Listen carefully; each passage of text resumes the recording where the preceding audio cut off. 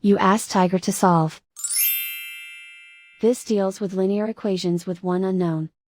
The final result is x equals 153/10. Let's solve it step by step. Simplify the expression. Group like terms. Simplify the arithmetic. Group all constants on the right side of the equation. Subtract 153 from both sides. Simplify the arithmetic.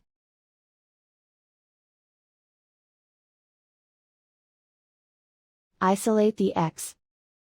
Divide both sides by -10.